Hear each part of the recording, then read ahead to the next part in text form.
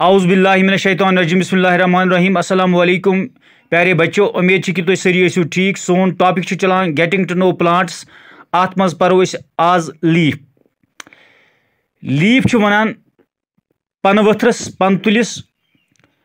Look at leaves of plants. दपान तुम वुचु सह पन वथर पन तुल वुचु सह प्लांटन हंद अराउंड यू यम कुल तुम पानस अंद पक and draw them in your notebook तो पत बनयु तिहज शक्ल पन्नस नोट बुकस पे। Are all leaves the same size shape and colour. बे करियो ऑब्जर्व क्या सारवेन यम त कुल अमन पन तुली तिहुंद साइज हिवुई तिहुंद कलर हिवुई तिहज शेप हिशी। इत करियो ऑब्जर्व कत कुलिस क्युथ पन वथर आसान शेप किस आसानस कलर क्युथ आसानस तो साइज क्युथ आसान। तो अत यह लबन कि हसा साइज पन वथरन हुंद शेप कलर यह हर कुन कुलिक सेम कहें। अकिस कुलिस पन तुल एक साइजुक तो बेकिस बेग साइजुक बेकिस बेग साइजुक या कलर या shape. How they are attached to the stem. बे वुचो यम सात ऑब्जर्व कर पन तुल करो इत ऑब्जर्व कि पन वथर कितन सिटम सत attach. The part of the leaf by which it is attached to the stem is called petiole. सह पार्ट अम लीफुक युस अटैच सिटम सत वन पेट्यूल। ये तुम वुचान यह पार्ट इस लीफुक यह अटैच कत सिटम सत हिस पार्टस वन लीफ किस पेट्यूल। क्या one पेट्यूल। The broad green part of the leaf is called lamina। तो युस यह broad part अम लीफुक यह वनान lamina। क्या वनान। Can you identify these parts of the leaves in plants around you। तो क्या तुम हेक्यो identify अम parts करित अमन लीवन हंद प्लांटन मज यम प्लांटस तुम पानस अंद पक छु। गो यम अंद पक प्लांटस अमन वालो अमन वुचो पन वथर पत वुचो अत कुस पार्ट लेमिना तो कुस part petiole. Do all the leaves have petioles. क्या सारवेन लीवन पेट्यूल। अकिस वुचो यम त प्लांट्स अंद पक वुचो पत अमन सारवेन लीवन यम त प्लांट्स यम पन तुल क्या सारवेन plankton petioles Aman लीवन। Let us get to know the leaf better by taking the impression।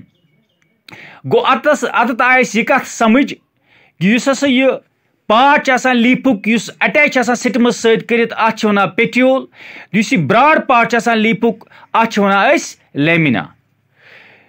तो अम पत वुचान इस पन वथर अत मज बड़ मुट वेन पकान।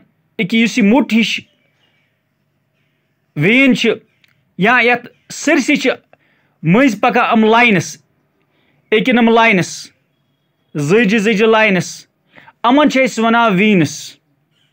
These lines on the leaf are called veins. यम तो लाइनस बोजन यत लीव्स मज अमन वन Venus.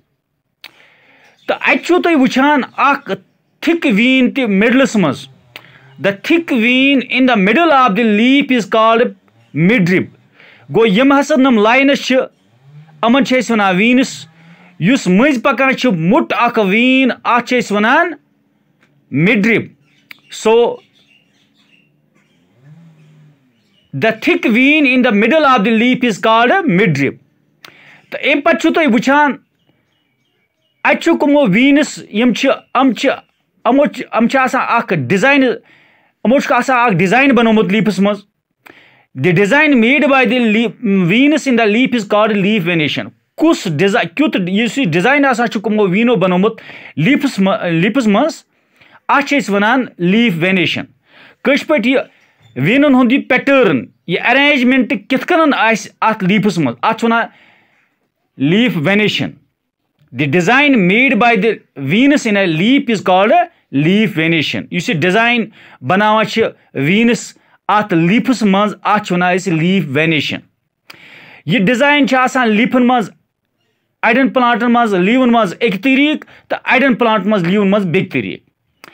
If this design is net like on the both the sides of the mid drip, अगर यह डिजाइन आस वीनन हुंद अत पनवत्रस मज net like on both the sides of the leaf, तेल तथ venation one reticulate venation. For example ये net like name side तो name side name side तो name side name side तो नेम साइड यह venation pattern of design वीनन हुंद leafs मज अत reticulate venation.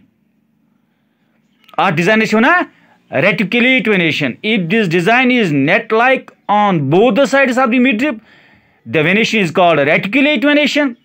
तो अत बरकस in the leaves of the grass, अगर तुम घास कुलिक नमो वो पन वथर वो you might have seen that the veins are parallel to one another.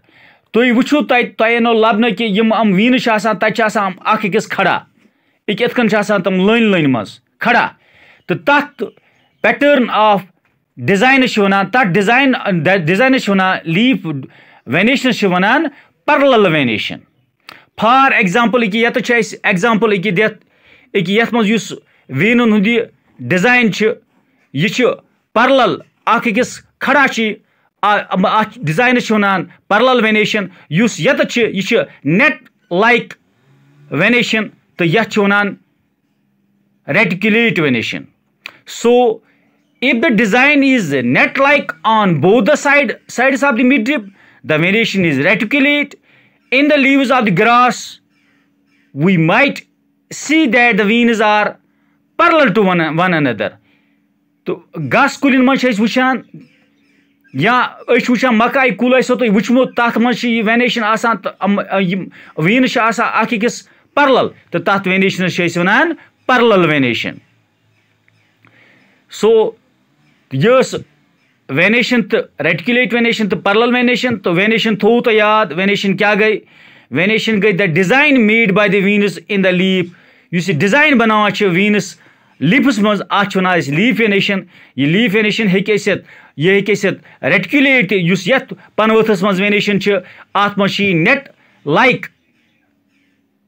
Like on both design यमन वीनन हुंद net like on both the sides of the mid ये वेनेशन वन रेटिकुलेट वेनेशन। ये मज वीनस अकिस पैरेलल तो ये one parallel venation. Thanks, wish you all the best.